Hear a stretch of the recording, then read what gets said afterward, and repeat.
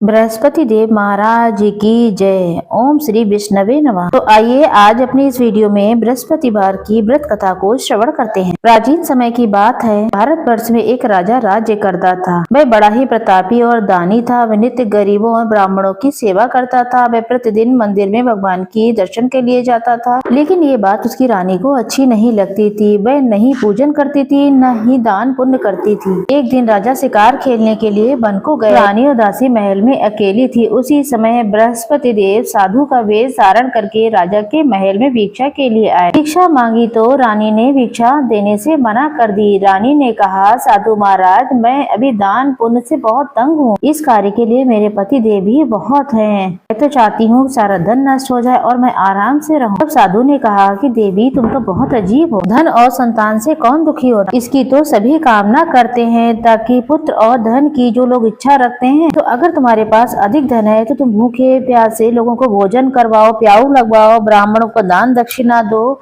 कुआं, तालाब, बावड़ी, बाग बगीचे का निर्माण करवाओ, मंदिर, पाठशाला, धर्मशाला बनवाओ, निर्धनों को धन दो और कुंवारी कन्याओं का विवाह करवाओ। साथ ही यज्ञ आदि कर्म करो। अपने धन को शुभ कामों में खर्च करो। ऐसा करने से तुम्हारा नाम इस लोक परलोक में भी सार्थक होगा और तुम्हें स्वर्ग की प्राप्ति हो। लेकिन रानी को इन उपदेशों का कोई प्रभाव नहीं पड़ा। बोली, महाराज, मुझे ऐसे धन की आवश्यकता नहीं है जिसे मैं अन्य लोगों को बांटती फिरूं। इसको रखने में और संभालने में भी मेरा बहुत समय जाता है। कृपया करके आप कुछ ऐसा करें कि सारा धन नष्ट हो जाए, मैं आराम से रह सकूं। साधु ने उत्तर दिया, अगर तुम्हारी ऐसी इच्छा है तो तुम वैसा करो जैसा कि मैं बताता हूँ। बृहस्पतिवार को घर को गोबर से लीपना, अपने केसों को धो लेना और राजा से कहना कि बृहस्पतिवार को दाढ़ी बनाए, भोजन में मांस मदिरा खाना और धोबी को कपड़े डालना। तो ऐसा करने से 7 बृहस्पतिवार में ही तुम्हारा धन नष्ट हो जाएगा। ऐसा कहकर साधु महाराज अंतर्ध्यान हो गए। रानी ने वही किया जो साधु महाराज ने बताया था। अभी 3 बृहस्पतिवार बीते ही थे कि उसका समस्त धन संपत्ति धीरे धीरे नष्ट हो गई। अब तो भोजन के लिए राजा रानी तरसने लगे। एक दिन राजा ने रानी से कहा, यहाँ पर मैं रहूंगा तो मुझे कोई नौकरी नहीं देगा। दूसरे देश में रहूंगा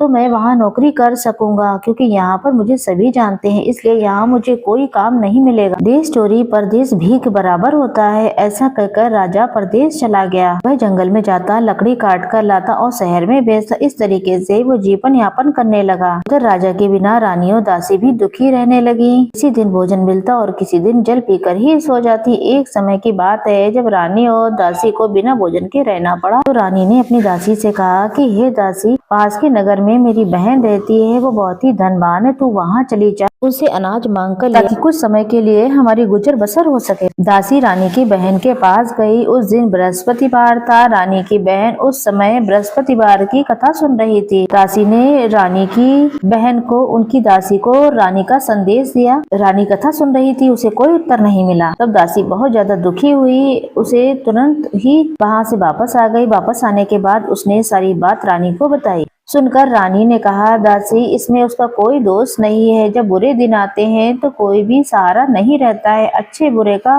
फर्क तो हमें विपत्ति में ही पता लगता है। अब तो जो ईश्वर की इच्छा होगी वही होगा। ये सब हमारे भाग्य का ही दोष है। ये सब कहकर रानी ने अपने भाग्य को कोसा। उधर रानी ने सोचा, मेरी बहन की दासी आई थी, लेकिन मैं उसे कुछ नहीं बोल पाई, शायद वो दुखी हुई होगी। बहन ने अपना पूजा पाठ का सारा काम समाप्त करके कथा सुनकर और अपनी बहन के घर गई और कहने लगी, हे बहन, मैं बृहस्पतिवार का व्रत कर रही थी, तुम्हारी दासी आई थी। जब तक कथा होती है तो मैं किसी से बात नहीं करती और ना ही मैं पूजा से उठती हूँ। कहो दासी, तुम क्यों आई थी? रानी बोली, बहन, हमारे घर में अनाज नहीं है। ऐसा कहते कहते रानी की आंखों से आंसू आ गए। उसने दासियों समेत 7 दिन भूखा रहने की बात बताई। इसलिए मैंने अपनी दासी को तुम्हारे पास भेजा था, ताकि कुछ दिनों के लिए मेरा भोजन और अनाज चल सके। तब रानी की बहन बोली, देखो बहन, बृहस्पति देव सबकी मनोकामनाओं को पूर्ण करते हैं। शायद तुम्हारे घर में भी अनाज रखा हो। पहले तो रानी को विश्वास नहीं हुआ, लेकिन बहन के आग्रह पर उसने अपनी दासी को अंदर भेजा। दासी घर के अंदर गई तो वहाँ पर एक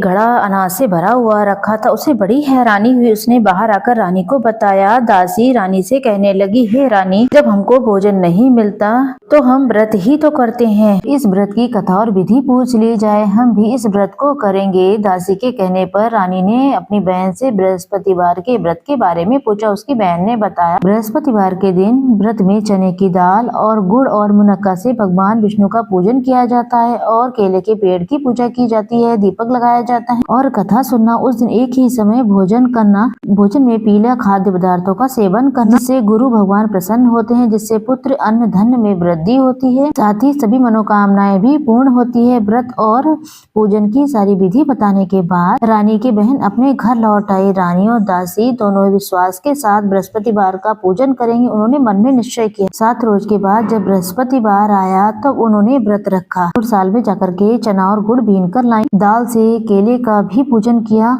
अब सबसे बड़ी बात है, पूजा पाठ हो गई, अब पीला भोजन कहाँ से आया। दोनों बड़े ही दुखी हुए, लेकिन उन्होंने व्रत किया। इससे बृहस्पति देव प्रसन्न थे। एक साधारण व्यक्ति के रूप में वे दोनों थालों में पीला भोजन लेकर आए और दासी को देकर बोले, हे दासी, ये भोजन तुम्हारे और तुम्हारी रानी के लिए, तुम इसे ग्रहण कर लो। दासी भोजन पाकर के बहुत प्रसन्न हुई। उसने रानी से कहा, चलो रानी, चलो भोजन कर लो। लेकिन रानी ये बिल्कुल नहीं पता था कि ये भोजन कहाँ से आया है। तब रानी ने कहा, तू जा और भोजन कर ले, क्यों व्यर्थ में मेरी हंसी उड़ा रही है। तब दासी ने कहा कि एक व्यक्ति हमें भोजन देकर गया है। तब दासी ने कहा, वह व्यक्ति तेरे लिए ही भोजन लाया होगा, तू ही भोजन कर ले। तब दासी ने बताया, वह व्यक्ति हम दोनों के लिए भोजन लाया है, अलग अलग थालों में पीले रंग का ही भोजन है, तो हम और आप दोनों साथ साथ में भोजन करें। सुनकर रानी बहुत प्रसन्न हुई। दोनों ने साथ बैठकर गुरु भगवान को नमस्कार करके भोजन किया। इसके बाद से वो प्रत्येक गुरुवार को गुरु भगवान का व्रत करती, पूजन करती। बृहस्पति भगवान की कृपा से उनके पास धन हो गया। रानी फिर से पहले की तरह आलस्य करने लगी। जब दासी बोली, देखो रानी, तुम पहले भी ऐसे ही आलस्य करती थी, तुम्हें धन रखने में कष्ट होता, इसी कारण हमारा धन नष्ट हो गया और गुरु भगवान की कृपा से धन मिला है, तो तुम्हें फिर आलस आ रहा। बड़ी मुसीबत के बाद हमने इस धन को पाया है, इसलिए हमें दान पुण्य करना चाहिए। अब तुम भूखे मनुष्यों को भोजन कराओ, प्याऊ लगवाओ, ब्राह्मणों को दान दो, गुआ बावड़ी और बाग बगीचे का निर्माण करवाओ, मंदिर, पाठशाला और धर्मशाला बनवा कर के दो, सभी कुंवारी कन्याओं का विवाह करवाओ, यज्ञ आदि के कर्म करो, अपने धन को शुभ कार्यों में खर्च करो, जिससे तुम्हारे कुल का यश बढ़े और स्वर्ग की प्राप्ति हो, पितृ भी प्रसन्न हो। दासी की बात सुनकर रानी शुभ कर्म करने लगी। उसका यश फैल गया। एक दिन रानी और दासी आपस में विचार करने लगी कि राजा न जाने किस दशा में होंगे, उनकी कोई खोज खबर नहीं है। उन्होंने श्रद्धा पूर्वक बृहस्पति भगवान से प्रार्थना की, राजा कहीं भी हो, शीघ्र वापस आ जाए। उसी रात को बृहस्पति देव ने राजा को स्वप्न में दर्शन दिए और कहा कि हे राजा, उठो, तुम्हारी रानी तुम्हें याद कर रही है, अपने देश की तरफ लौट जाओ। प्रातः काल राजा उठा, जंगल से लकड़ी काटने के लिए गया। जंगल में गुजरते समय उसने देखा कि विचार आया कि रानी की एक गलती की वजह से उसे कितने दुख भोगने पड़े। राजपाट छोड़कर जंगल में आकर रहना पड़ा, जंगल से लकड़ी काट कर के शहर में बेचकर गुजारा करना पड़ा। वह अपनी दशा को याद करके व्याकुल होने लगा। उसी समय राजा के पास बृहस्पति देव साधु के वेश में आए। बोले, लकड़हारे, तुम इस सुनसान जंगल में किस चिंता में बैठे हो, मुझे बताओ। ये सुनकर राजा ने अपने नेत्रों में आंसू भर लिए। साधु के सामने राजा ने अपनी संपूर्ण कहानी कही। साधु बाबा बहुत दयालु थे। वो राजा से बोले, हे राजा, तुम्हारी पत्नी ने बृहस्पति देव का अपमान किया था, जिस कारण तुम्हारी ये दशा हुई। अब तुम चिंता मत करो, भगवान तुम्हें पहले से अधिक धन देंगे। तुम्हारी पत्नी ने बृहस्पतिवार का व्रत शुरू कर दिया है। तुम भी बृहस्पतिवार के दिन चने और गुड़ का और मुनक्के का भोग लगाओ और बहुत ही सुंदर तरीके से पूजन करो।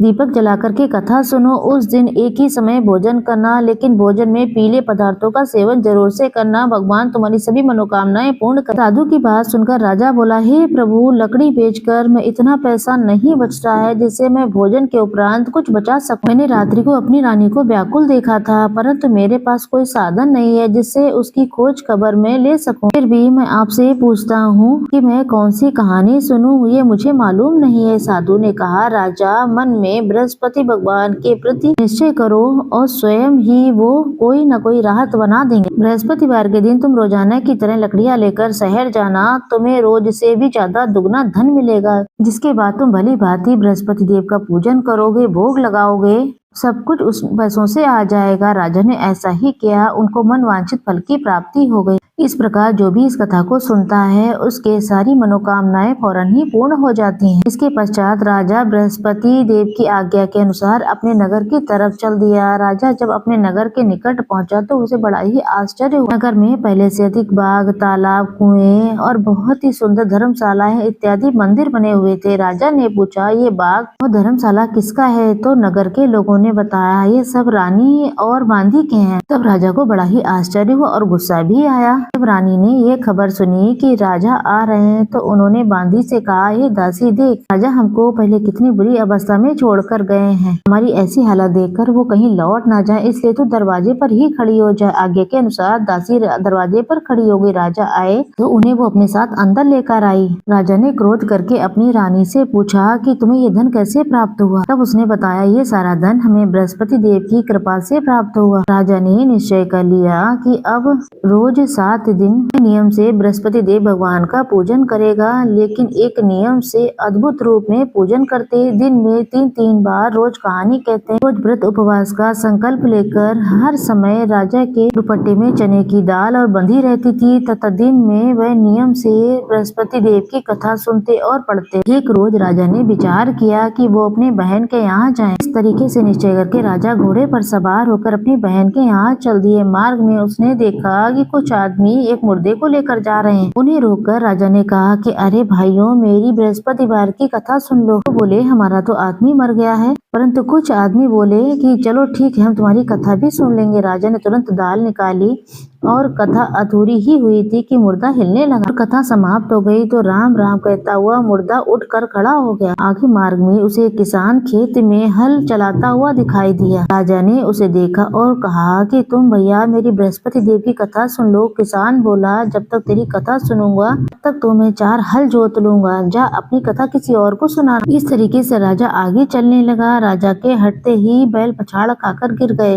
और किसान के पेट में बहुत जोरदार दर्द हुआ। उस समय उसकी माँ रोटी लेकर आई थी। उसने जब देखा कि अपने इस पुत्र को पता लगा और बुढ़िया माई दौड़ी दौड़ी उस राजा के पास गई और उनसे हाथ जोड़कर माफी मांगने लगी और बोली कि बेटा अपनी कथा मुझे सुना दे, चल मेरी खेत में चल करके कथा कहो। राजा ने बुढ़िया के खेत में जाकर कथा कही और लड़के के पेट का दर्द भी सही हो गया। बहन भाई दोनों मिले। बहन ने अपने भाई की खूब मेहमान नवाजी की। दूसरे दिन प्रातःकाल राजा जगा तो कि सभी लोग भोजन कर रहे हैं। राजा ने अपनी बहन से कहा कि ऐसा कोई मनुष्य है जिसने भोजन नहीं किया, वह मेरी बृहस्पतिवार की कथा सुन ले। बहन बोली, भैया ये देश तो ऐसा ही है, पहले यहाँ पर भोजन करते हैं, उसके बाद अन्य कार्य करते हैं। फिर भी मैं पड़ोस में जाकर के देख कर आऊँ। सभी मोहल्ले में घरों में गई, कोई भी उसे ऐसा नहीं मिला जिसने भोजन न किया हो। अतः वह एक कुम्हार के घर में गई जिसने लड़का जो है बहुत बीमार था। उसे मालूम हुआ कि 3-4 दिन से वहाँ पर किसी ने भोजन ही नहीं किया है। रानी ने अपने भाई से कहा, वहाँ पर तुम्हारी कथा सुनने के लिए कोई न कोई तैयार हो जाएगा। उनके घर में जाकर के राजा ने बृहस्पतिवार देवता की कथा कही। फिर तो राजा की कथा सुनते ही वो लड़का उठकर खड़ा हो गया। एक रोज राजा ने अपनी बहन से कहा कि बहन अब हम दोनों यहाँ हमारे साथ हमारे घर चलो। अब राजा की बहन ने अपनी सास से कहा कि हम अपने भाई के साथ जाना चाहते हैं। तो सास ने भी कह दिया कि चले जाओ, लेकिन लड़के को मत ले जाना क्योंकि तेरे भाई के अभी कोई औलाद नहीं है। बहन ने अपने भैया से कहा कि भैया मैं तो चलूंगी लेकिन बालक नहीं जा पाएगा। राजा ने कहा, जब बालक नहीं जाएगा तो तू क्या करेगी चल के। बड़े ही भारी मन से राजा अपने नगर की तरफ लौट। राजा ने अपनी रानी से कहा कि हम निर्वंशी हैं, हमारा मुख देखने का कोई धर्म नहीं है। और उसने भोजन नहीं किया और बहुत उदास होकर के अपने कमरे में चला गया। रानी बोली, बृहस्पति देव ने हमें सब कुछ दिया है, हमें औलाद भी अवश्य देंगे। उसी रात को बृहस्पति देव भगवान ने कहा कि तुम सारी सोच त्याग दो, तेरी रानी गर्भ से है। प्रभु की ये बात सुनकर उसे बड़ी खुशी हुई। 9वें महीने उसके गर्भ से एक सुंदर पुत्र प्राप्त हुआ। तब राजा बोला, हे रानी, स्त्री बिना भोजन के रह सकती है, बिना कहे कोई भी बात नहीं रह सकती है। जब मेरी बहन आए तो तुम उनसे कुछ भी मत कहना। रानी ने सुनकर हामी भर दी। राजा की बहन ने ये समाचार सुना। अब वह खुशी से दौड़ी दौड़ी आ गई बधाई देने के लिए और अपने भाई के यहाँ आकर बोली। अभी रानी तुरंत चिढ़ कर कहने लगी, घोड़ा चढ़कर तो नहीं नहीं आई, गधा चढ़कर आई है शायद। तो राजा की बहन बोली, भाभी मैं इस प्रकार नहीं कहती तो शायद तुम्हें आज औलाद रूप में नहीं मिलता। बृहस्पति देव जैसे हैं, जैसे जिसके मन में बात आती है सभी की सारी मनोकामनाएं पूर्ण करते हैं। जो सद्भावना पूर्वक बृहस्पतिवार का व्रत करता है, कथा पढ़ता है, सुनता है और सुनाता है, दूसरों को भी श्रेष्ठ रूप में इसका ज्ञान देता है, बृहस्पति देव उसकी सारी मनोकामनाएं पूर्ण कर देते हैं। तो बोलिए बृहस्पति भगवान की जय। हे बृहस्पति देव भगवान, जैसे आपने राजा रानी और उनकी कथा का गुणगान करने वालों की इच्छाओं को पूर्ण किया, सभी को सुंदर रूप में उनकी मनोकामनाएं पूर्ण की। कमेंट बॉक्स में भी आप बिल्कुल लिखना ना भूलें, बृहस्पति देव भगवान की जय।